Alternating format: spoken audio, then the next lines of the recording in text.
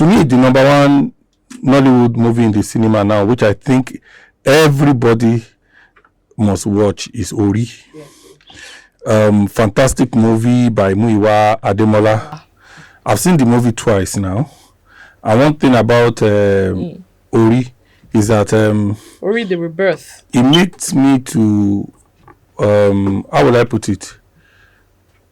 Without anything to tell you that Toyin Abraham is probably ranked. You cannot mention 5 actresses in Nigeria without mentioning Toyin Abraham. Because we saw her in another dimension. I have thought about it severally. Only very few people could have played that role. Part of what made Ori very big is the casting. Yeah. The casting was fantastic. Every time they go to Shola Shobowale, you scream with the way she pulled it off. Every time they go to Toyin Abraham, same thing. Dele Odule, fantastic. Even the child actor. That boy is on another level, and it was the child that also played the son of the king in Seven Doors. It's the same boy, and he pulled it off at the same time. So I think that boy is heading towards greatness. And the usual Femi Adebayo, Lateef, Omo Umidada, they play their part well. But the most two significant actors in Ori, as far as I'm concerned, is Shola Shobowale and Toyin Abraham. Not even Muyiwa himself. Yeah. You understand? The movie is almost perfect. The only thing that could have been better in my own thoughts are the special effects, which is excusable. And then it started a little slow, so I didn't expect much from it, man. And then when the activities came on, it was so beautiful. It was so captivating. I don't think the movie is about 2 hours. I think, if I'm not wrong, it's about 2 hours. Yes, it's quite lengthy for a Nigerian film in the cinema, but I didn't want it to end at a point. I didn't want it to end anymore. Toyin's acting, my God, Toyin is a force of nature, and she delivered beautifully. Unfortunately, by the time I went back to the cinema this week, Radio Voice has been removed. Yeah, and some other films from the cinema. Make Nation is still in the cinema. No, it's out of the cinema. Oh, really? Yes, it's out of the cinema, surprisingly. Funny thing is, Labake Olododo is still in the cinema.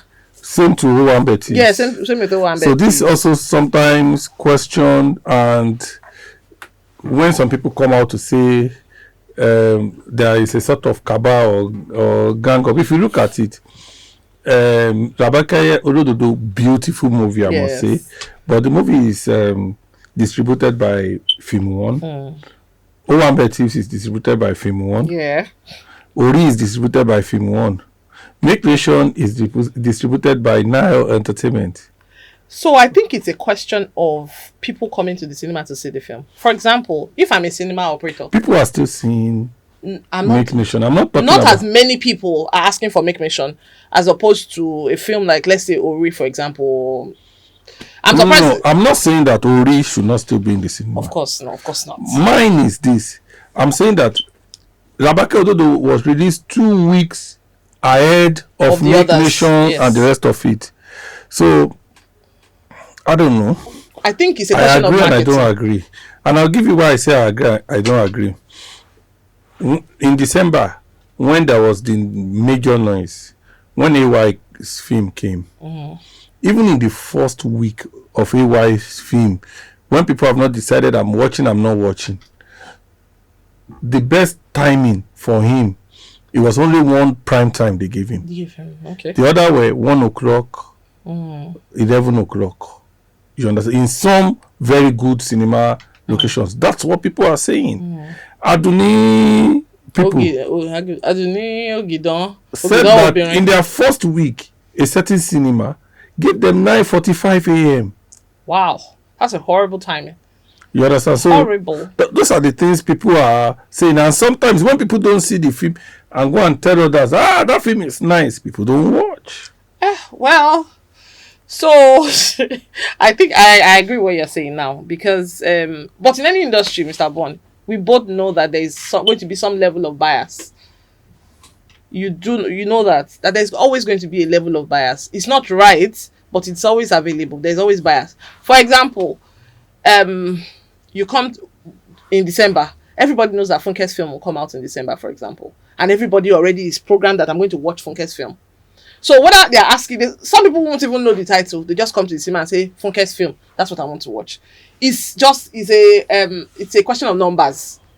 But some people will come to the cinemas and look at the film and say, "Oh, I've heard of this film. It's nice. Let me see it." That's the crowd for that is so much smaller than the crowd that comes just for that crowd effect. So I think by the time we wait, maybe 70% of that is, like I said, is from marketing and from the noise that they make before the film. Which brings us back to the idea of dancing for your film or not dancing for your film. And when you're talking about dancing for I subscribe to dance because dancing does not get me to watch it. Wait. When you're talking about dancing for your film, I must give it to Eniola Jao. She's a fantastic dancer. Apart from she's a fantastic dancer, she has how would I put it? She has been able to push her film so well.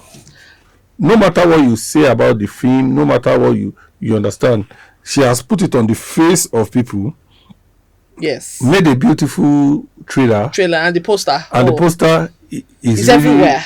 Nice and it's everywhere. So what has that done to her? People are watching. Yes. But I'm afraid that she won't recoup the money that she's spending on that much marketing and PR. I'm afraid. I'm not saying she can't, but I'm afraid that she won't recoup that amount of money because it's a lot. By the time you look at the logistics involved in, when I went to the cinema, I think about 3 weeks after the film came out or 4 weeks after, she was still in the cinema selling tickets. And I'm wondering at the amount of people were still selling on her behalf. People were still, canvassing on her behalf. And I'm wondering that's a lot of effort to put into one film, a film that has actually become a sort of bestseller in filmmaking, a box office success, so to speak. It's a lot of money, it's a lot of time, it's a lot of effort. Is she going to recoup that amount of money back? That's what I'm worried about. But no doubt she has cracked the code and she has done really well. And I think one of the things most of the producers are doing now is that when your movie is successful in the cinema, it is easier to sell it to streaming platforms. A streaming platform. And so those are one of the ways they are relying on to make back the money back. Okay. And the money from streaming platform comes in dollars. Yes, so it's so much better than whatever you make in the cinema. I mean, whatever you make in the cinema, you still have to share it with your distributor. You still have to share it. But whatever you make in the streaming network too, you still have to share with because you don't get to sell the movie directly to the streaming platform. True, so you sell through an aggregator. But 10% of 50 million is a lot than 10% of nothing.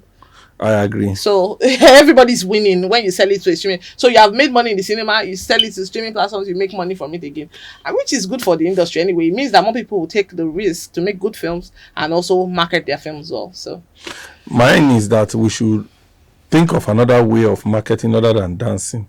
There are some films that have come into the... Yes, we should actually. We should.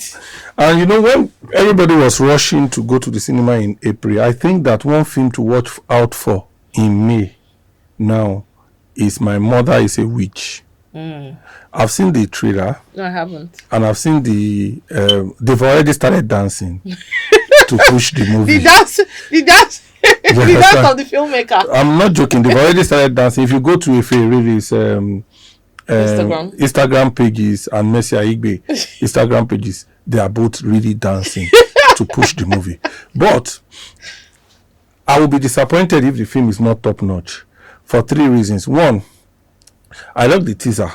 The teaser is really intense. The way they pushed Messi Aigbe. I saw Messi Aigbe in another. When she posted it, I said, "You are a real witch," because she's the one playing the witch in the movie. Efe released the trailer, I think last week. Beautiful. And you need to see the unique way she's inviting people for the premiere. Okay.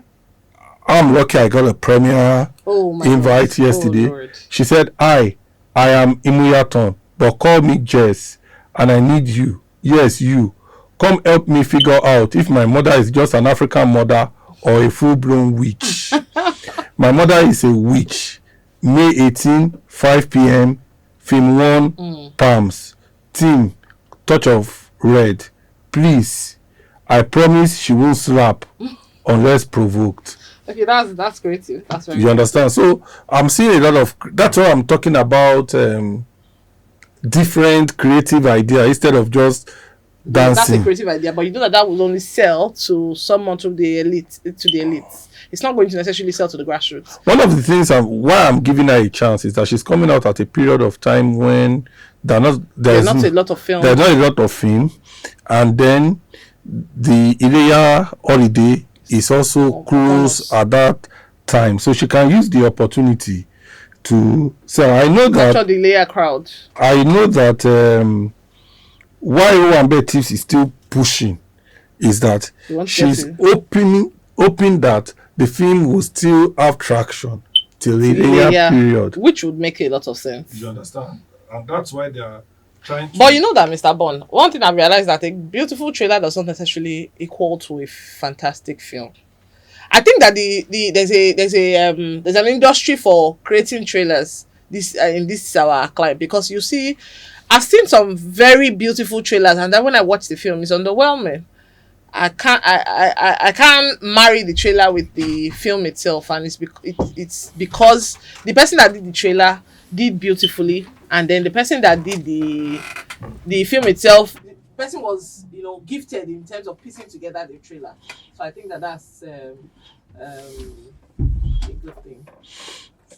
Okay, so as we're talking about My Mother is a Witch, our guest just walked in, and I know that it's because of the Lagos traffic. Because when I spoke with her, she said she was coming from the island, and you know that Lagos is constructing a road now, and they've closed a lot of certain roads, and so it makes I really hope that with these roads that are closed, that the lighting system is better, because at night, driving on a closed road at night as a woman alone, it's not a very beautiful experience. So today we have on our show our guest. You all know her as Lizzy Ibadan, and I've known her for years. I was amazed I didn't even know her real name. It was when I was preparing to speak to her that I discovered that she's not even Lizzy Ibadan. I thought her name, when I was trying to, I thought her name would be Elizabeth. You understand? Before we start talking to her, I will allow Tony to read a little about her. Okay, welcome to our guest, Lizzy Ibadan. Surprisingly, her name is Adebola. I hope I'm pronouncing that right. Yes. Okay, Adebola. She's popularly known as Lizzy Jay. She's a Nigerian actress, comedian, singer, model, and content creator. Born on September 18 in Ile-Ife, Osun State, Lizzy Jay attended the School of Science in Ile-Ife for her primary and secondary education. She later bagged a degree in microbiology from the Federal Polytechnic Ede, Osun State. Lizzy Jay's rise to fame began in 2017 when she started creating comedy skits online. Her popular skit, Ibadan Coaching Center. Oh, sorry. Yeah. Coaching Center, I remember that. Gained massive traction on social media platforms, showcasing her talent for humor and entertainment. She transitioned into acting in 2019 and has since appeared in numerous films, including Small Talk, She Must Be Obeyed, A Bag of Trouble, Dreaded Life, The Order of Things, Dubara, Alakada, Bad and Bougie, Ajoshepo. Lizzy Jay has also explored her musical side, featuring Dami V in a single, Gidigon. Additionally, she's partnered with brands like My Dear as a brand ambassador. Oh, okay. Lizzy Jay continues to shine as one of Nigeria's brightest talents, blending humor, creativity, and versatility to carve a niche in the entertainment industry. Welcome to you, Lizzy Jay. Thank you. This has taken a long time coming. It's been weeks and weeks of having to have her on the show. I'll throw the first question. When you started out on trying to be doing skits, was Nollywood on your mind, or Nollywood just came calling afterward? Actually, nothing was on my mind when I actually started skits.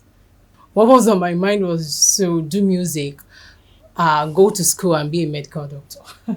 That was all I had on my mind. So making skits was just a way of, killing boredom. I was home alone. I had my phone, and I needed to do something. So it wasn't like I planned it, or like I saw people doing skit and I feel like, Omita, I want to do. No, that was not the situation. I just was bored, and I feel like, well, I could just be doing something, and that was it.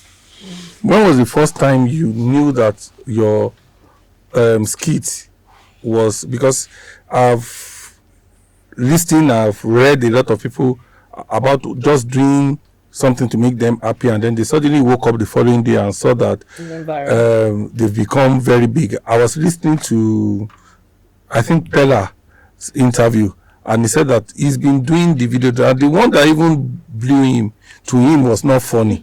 That he just posted it in the night, he went to sleep in the morning, and by the time he woke up in the morning, his phone was not a very good phone then. When he tried to put his phone on, the phone hanged because there were too many tags and the rest.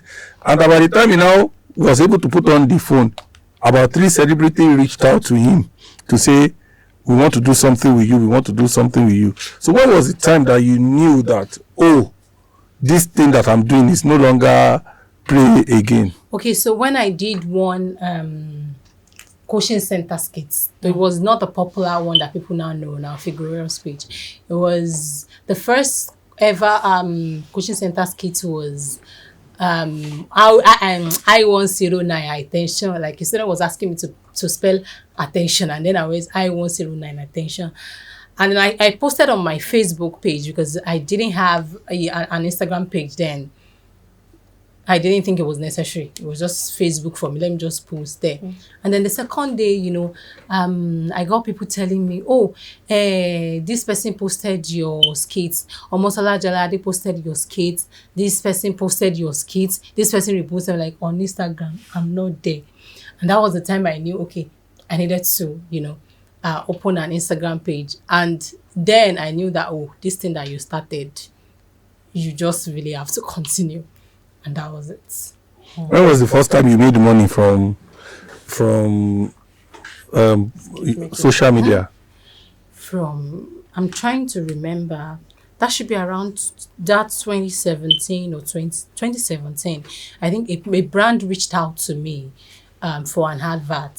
A real estate company said they wanted to run an advert that I should shoot, one skit for them. And I think that was the first time I earned from, making skits. I think I was paid 300,000 naira then.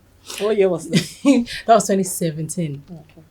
I was paid 300K then to make was it 2017 or 2016? I'm trying to remember. Either it should be late 2016, I think. So I was paid 300K by this real estate brand to make a skit for them to, advertise their Ilea promo and, So how did it make you feel when they called you and they were going to pay you? Offered you money. I felt really good, to be honest. I felt really good because, it's like something you never thought of, doing. And then you started and then you realized, this thing is bringing money, And that was like my first big money then. You understand? So I felt really good. It was really like the highlight of my year. They're like, me, this 300,000 naira, just like that. It's not like they paid once or they give me 50K, like once. So I really, really felt good. Okay, now, one of the things I noticed about your acting career, I know that a lot of people who are seen as comedians in movies, filmmakers, when they are finished making the script, they will not decide that, I need a comic relief. They will just say, okay, come and play 2-3 scenes, come on. But I noticed your own projection is different. Most of the films that you are in, it's a... You are part of the script from the get-go. You are written in properly. It's a funny character you are playing, but you are written in properly. Yeah. I saw Funka Kindele, She Must Be Obeyed. She Must Be Obeyed. I saw Toyi Alakada, and almost all the scenes that Tony appeared, you were in it. Yes. You understand? So how does it, do you feel different from other people who are also comedians, who I'm sure you know what I mean, Yes, I who are understand. just called to do one or two scenes. Two scenes. Maybe I remember when Tommy and I were discussing a movie project with somebody, and the person said, I don't want Get man scene. a gate That man comic scene. really get You man. understand? Well, to be honest, I feel like whatever that is worth doing at all is worth doing well. I have done one scene, just or let me say cameo, and when people saw the trailer, they thought I was the lead role because they cut the trailer in such a way that one scene was part of the trailer, and it was everywhere, and people were tagging me, and it felt like, and it was just that one scene. Do you understand? So there are times, understandably, on the side of the producers that they just want, a known face to come and just, be the comic relief. But it is how you now take it or how you are able to, kick that off, that would determine if you get to. Personally, recently I have started, scrutinizing scripts before I get on sets. There are people that if they come to say, oh, come on our set, I will not question them. I know that you will not give me nonsense role. You will not call me all the way to come just to just come and ridicule me. Do you get? But then there are some people that, please, I need to read the script. Just yesterday, I chatted my manager that somebody, reached out to me for the particular, and said they needed me for 3 days. 3 days in my head, it's like, okay. Then I told them to send the script. When I read the script, I just told my manager, I cannot do this thing. Because at the end of the day, I had so many scenes. But it is just mostly this kind of scene when you just needed somebody to come and constitute nuisance. Like the Gatesman scene. And I feel like Nollywood, we need to stop that thing. We need to stop this housemaid Gatesman scene. It is unnecessary. Except I tell people, not like I cannot play housemaid. I will. If the housemaid adds plots to the film, just like She Must Be Obeyed. If the housemaid role you are using me for adds a lot of plots to the film, then I'll gladly. But when I'm reading it and I realize that my character, the film can do away from my character. The film would be good on its own without my character. Then I am not doing. So I don't feel like I am better. I just feel like, Do you think? Do you think that those kind of scenes that are sort of like comic relief, do you think they should generally be scrapped in Nollywood, or because for a lot of young actors, up and coming actors, for example, now who don't have any entry point into the industry, that's their way in. I get. And they use them to sort of test the waters. I get. So do you think that, what's your opinion on it? Do you think that they should be, those kind of scenes should be scrapped, or should be allowed to be played by the coming actors that need the experience? I'm not saying it should be scrapped. I'm just saying whatever character you are creating for a movie, let it be important to that movie too. Adire, there's this movie Adire was already, according to the producer, they've already done their scripting, they've done their casting. Now this person saw me in one movie where it was just cameo, Toots, this Dr. Seeds movie, The Other Things. It was just cameo that I did, just one scene. And then she said, like, please, I need you to write Lizzy into this film. Yeah. Right? And when you watch the film, you will not you will never know that it was an afterthought. Yeah. That they had to write Lizzy into it. It's not like Lizzy was there. So I'm not saying scrap those kind of, but let it have a way, just let it sink into the film. Let it be integral to the story. Do you understand? Not in a situation where you just need an housemaid that will just be serving you food and just be saying nonsense. Even personally, I feel like it is damaging to my brand. Do you understand? Okay, now let's talk about you. I see that you are someone who, apart from who gets tired easily about a stage and try to move on. I saw that you did a series on YouTube. Then I remember seeing some of those things, and I must tell you that they're very hilarious. And I saw that you've been trying to make a movie for the last 1 year. Yes. Plan C. Yes. You understand? So let's talk about those projects. Okay, so Plan C is coming, even though I am not the only person on Plan C. like they say, collaboration is what we really need to start with in Nollywood now. You know, you bring money. So there are like 3, 4 of us on Plan C. I, my manager, Big Sam. We shot Plan C. I think that should be last year or early last. I can't remember. It was. It took blood and sweat, and I think that's when I started, you know, being much more considerate to producers, because this is why I have stepped into the waters and I see that go easy. Do you understand? So the project actually took a lot of, you know, it was stressful. Today you can say, oh, blah blah blah blah. There's another changing, and then there's everybody was just looking for money, right, left, and center. You know, and that's when I understand when people say that they sold their property, sold this, sold that, just to make a movie. It was because I was intentional. I was very, very intentional about the money I don't have, I am not spending. If not, I probably also would have sold some things for that project. But in my head, anywhere, let me just say J with the money, because I'm not going to. I prefer to, even if I don't have cover in my account and I am not in debt, I'm fine. Because, of course, money we're buying something, please give me money. It's when I come to you and say, give me money, that you know that I get you low. But if I don't have money, I don't have cover, I'm not eating, but I'm not owing anyone. Nobody's on my neck. So that was the idea that when we're shooting plans, like, I'm not going to borrow. I'm not going to go and miss Lagbaja and say, give me money. If it means spending all of the money in my account, I will spend it, but I'm not going to, you know. But then, please, when Plan C comes out, we are looking at this September or November coming out. Please watch Plan C. I know that I put sweat and blood in that project, and I was not the only one. All of us on that project, we put sweat and blood, and it's not easy. And any Nollywood film that you see out there, please watch. Making a movie, it is not child's play. It's not easy. You put everything that you have into it, and then, on another side, I understand that sometimes producers, especially when you are producing a movie and then you are also acting in that film, it is a lot of work, because your head is in, we need money to sort this, and you also have to put all of you in the character. Man, it's not easy. So please, when Plan C comes out, watch Plan C.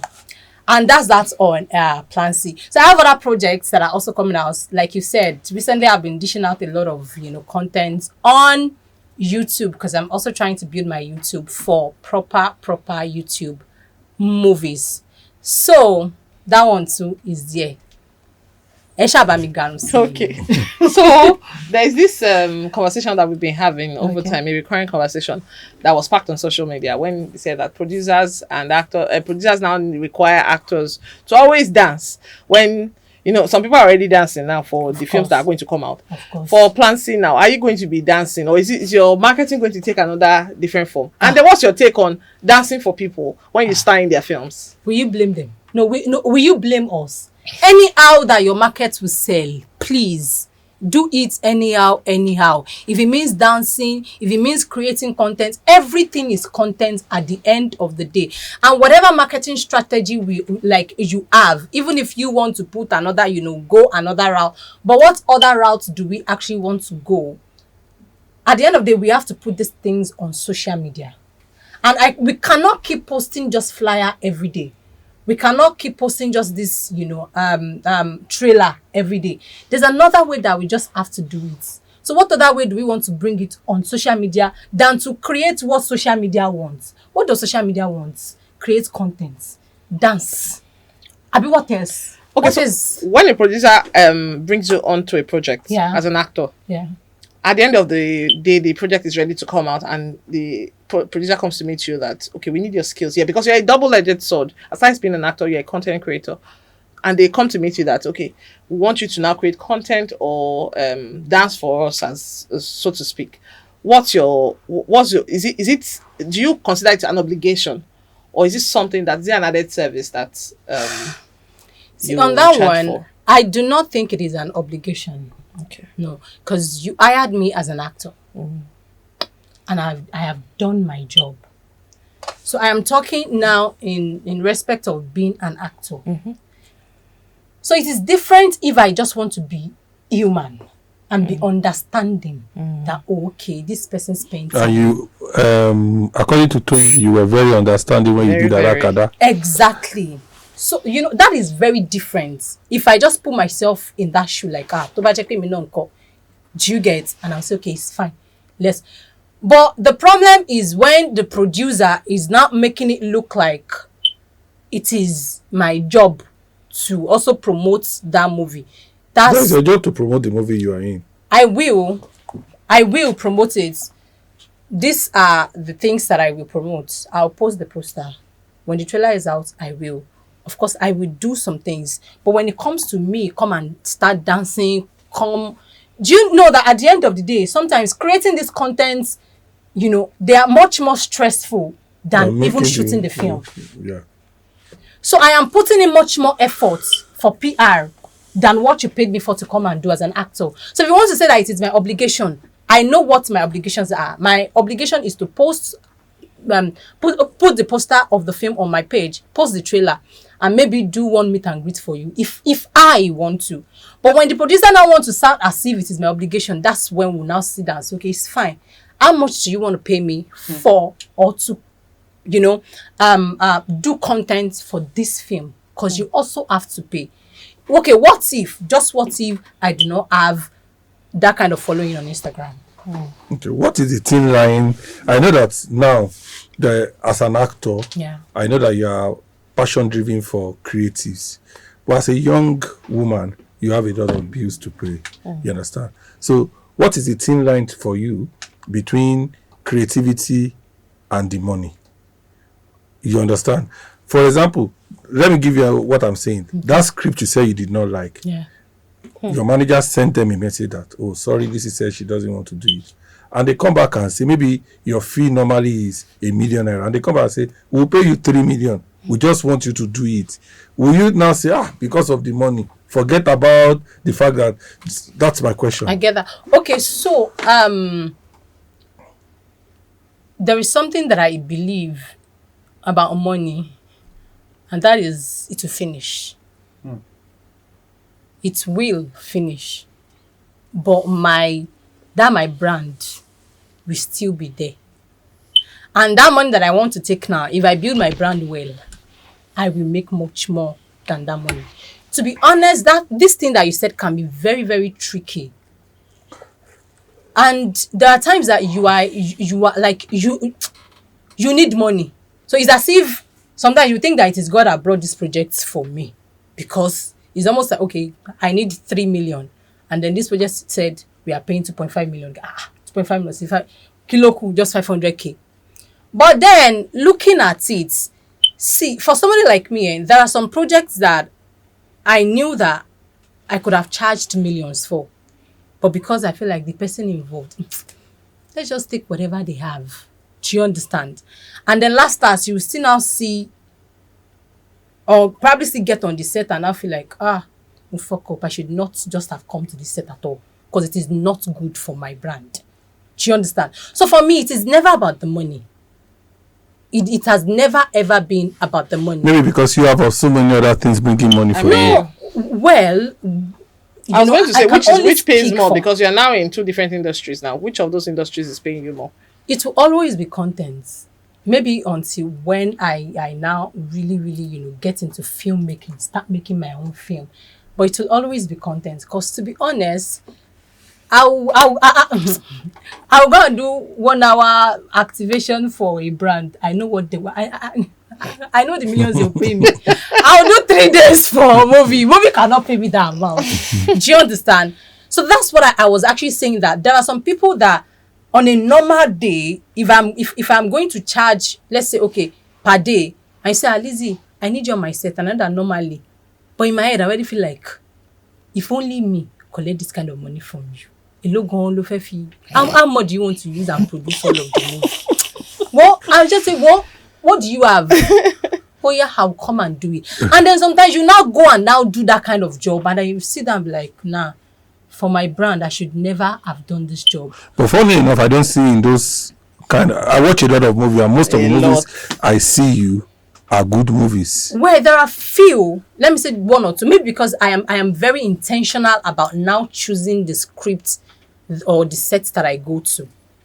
And Okay. or very intentional about choosing the producers that I work with. Because there are people that will just say, Lizzy, come and I'm going. Because I know that this person, you will not call me to come and do rubbish. Okay. We're running out of time. One question I want to ask you. You're a young woman. You are a young woman in showbiz. Has that in any way affected you in terms of making decision about relationship? And I see a lot of people in showbiz always have issues because they are in showbiz. Have you ever seen someone you like who say, no, I can't date an actress or I can't marry an actress? Has it happened to you that way? No, not really. When it comes to relationship, nah. I've not really met anyone that would say, because now I am in it. If you come to me, you already know what I'm doing now. So why will you now come and But say I've seen a lot of actresses who are even very big, and then after a while they stop acting. Then when you now find out, they say their husband said they should stop acting. I can point to 1, 2, 3, 4, 5. I have never actually encountered something like that before, and I pray that I never. Because this is what I'm doing. You came to me because if I'm not known, you probably would not know me. Do you get? So you know me now But through acting what is I'm doing.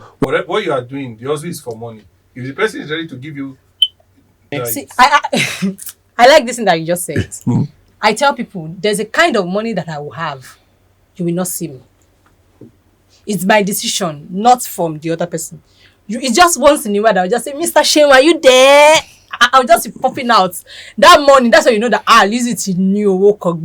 But then it doesn't mean that I will now, lay back or not do anything. Even if that person says, oh, I have a lot of money, should be this thing that you are doing is some money. We still have agreements. This thing I will not stop. I might not be dancing and be all of those things. So this is what we'll be doing. You have money, good. I'll be doing 2 movies in a year. 2 big budgets and you'll be funding it. Oda. You will be funding that money. So even if you say that you are in the US, you want me to come and stay in the US, why not? I will stay. When I want to produce my movie, I will come, shoot, do everything. Go. And when I want to produce the second one, so it's not like I will stop. I will not stop. I might not just. So now I will be making my own movie. I might not be in people's movies. Do you understand? But I'll be making. Look at Ruth with Kadri. I'll be making my film as much as I can. Be putting it on making my money. But I will not do anything again. Or no, it cannot possible. You'll be funding that dream. I might not just be dancing and be doing all sorts, but you fund movie. Okay. This is the last question because we are totally out of time. I see that you always run away from doing anything political, because I remember that my first phone call to you was for you to come and do a political activation. You might not remember, but that was the first time I ever spoke to you. You understand? I had a client who wanted to do a rally, and the person told me, get me. I think I remember now. I didn't know it was you. And I called you and you told me that, no matter how much you want to pay, anything politics, you don't want to do. I was shocked. Wow. You understand? Why that decision? And has that decision changed? For now, it has not changed. It is still there. And maybe I'll say because my dad is a politician. And not really because my dad cannot influence my decision, to be honest. Whatever I want to do, even if my dad is doing this party, I can choose to. He's very, very liberal, he understands. But maybe growing up, I have seen a lot of pros and cons about politics. And it's not something that I really, really want to. If there's a way that I or even the whole of my family can pull my dad away from, don't do politics again, would have done it a very, very long time. Do you understand? So I have seen politics. I have a father that all of his life is just politics. My dad has dedicated his life to serving the people, and we are now good with that. But growing up, I didn't like that. There were times where we have to leave our house because we are afraid that some people come and, bombard us in the house and, arm us and do some things and all those. So it was really, really frightening growing up. Do you get? So politics to me is, I've seen the pros and I've seen the cons. it's not something that I want to put myself into. All right. Thank you so much for coming. I hope that when Plan C is about to come out, you will come and tell us about the Plan C. I will. You understand? I will. In 5 years, where will you want to be? In 5 years. Okay, so in 5 years, I want to be a Kemi Adetiba. Filmmaking. Like I said the other time, that I might not really be acting that much. I might not be into people's film. And that is actually my goal. Make my film. Make very, very good film. You don't have to see me on it. Just know that Lizzy is the one behind it. Kemi Adetiba doesn't act. But when we know, Kemi now. So that's what I want for myself when it comes to filmmaking. I want to be that filmmaker that makes good film. So in 5 years, I want to be a known filmmaker in Nollywood. You don't want to be married in 5 years?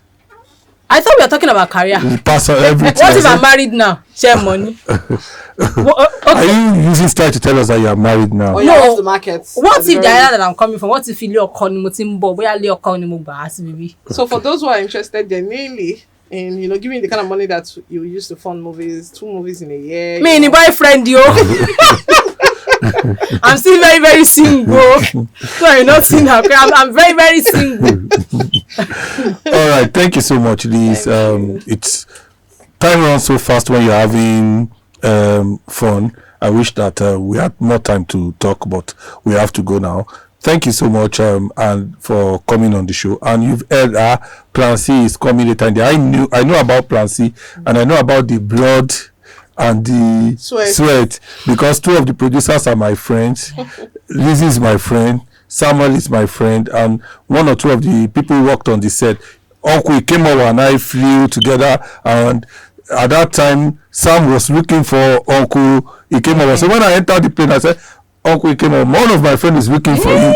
He said, who? I told him, he said, no, that film, this. So I'm also expectant of a good film coming out. Thank you so much, Liz, for coming on. We wish you all the best, and we hope that you will come back. We hope that Plan C will really work out to be the real Plan C. Amen. Oh. Yeah. Till next week when we come back, keep listening to Nollywood on radio. Remember, there are a lot of good movies in the cinema, a lot of good movies on both Netflix and Amazon and YouTube. Till next week when we come with another guest, from me and Tony, we say thank you for listening.